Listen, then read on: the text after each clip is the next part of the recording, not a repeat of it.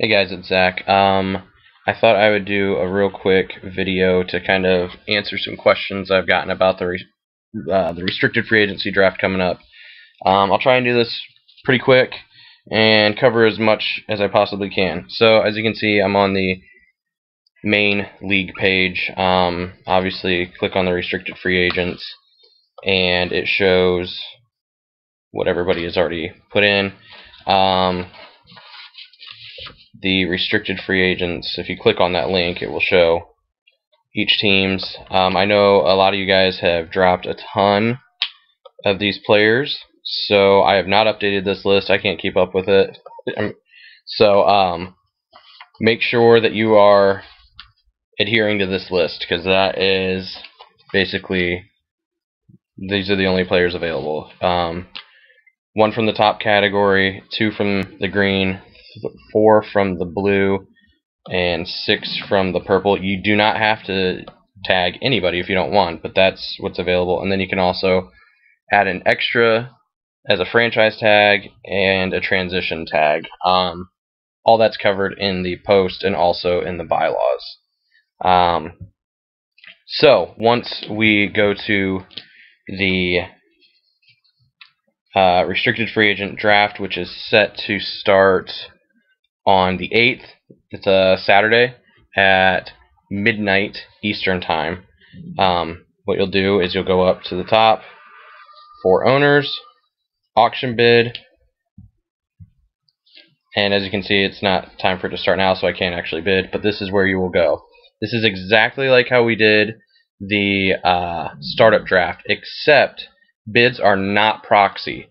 So if you bid 1,000 on someone, it's going to pop up as $1,000 bid, and there's really no going back from that. So yeah, let's see. As you can see, I've got the auction set up to start at midnight on the 8th. You do not have to bid on anybody, and I will send out a list of all the restricted free agents. That's actually another thing. When you go to bid, it is going to show every single veteran player who is not on a roster. The only players bid on are the ones on the restricted free agent list. All the rest will come later when we do the unrestricted free agent draft, which will be, I can't remember the date off the top of my head, but it is under the important dates to know message board post. Actually, I might as well just look at it now.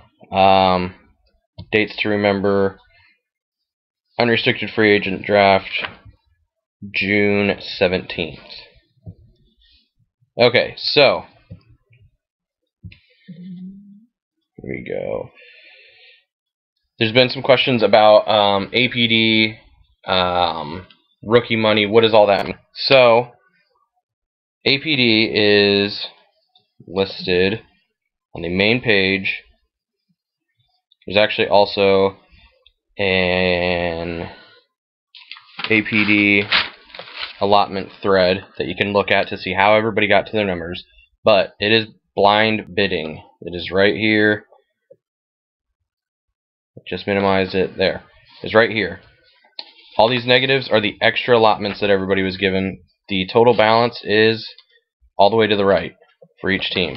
This is what gets used to bid in the RFA draft.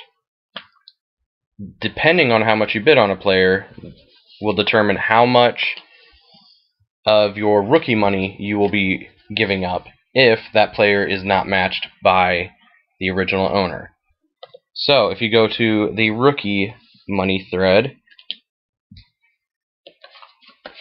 and open the Google Doc,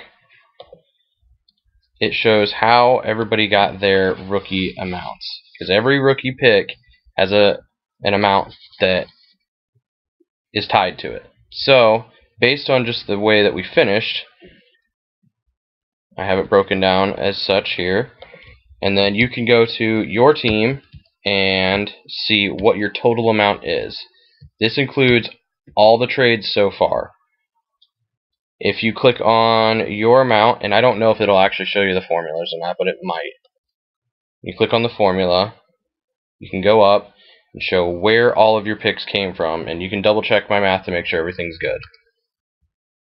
So if you go to like Death from Above, since there was a recent trade, I have that listed out here to the right. Death from Above sent 250 to Stump and Floof. So you can check that. If you bid higher than your rookie money allotment, so for instance, under the bylaws, so let's say, 466. Okay, let's say since I have 406 rookie dollars, the maximum that I could bid on one player would be $3.99, because if I get to 400, I have to give up 466 rookie dollars. I don't have 466. So you're going to have to really pay attention to what you have available when you go to draft. And the reason that this is so steep is it's pretty infrequent in the NFL for a restricted free agent to actually change teams without there being an actual trade. So make sure you get to know these amounts. The system will not let you bid more APD than you have, but it will allow you to bid higher than the amount of rookie dollars that you have, because we can only track $1 amount on the site at a time. So be familiar with this. With my job, if I get a text saying, hey, I accidentally overbid, can you delete that bid? The answer is pretty much no, because I just can't stop my work in order to do it. So please be on top of it. I'll do the best I can if there's a mistake here and there, but I make no promises. So yeah. What else do we have here?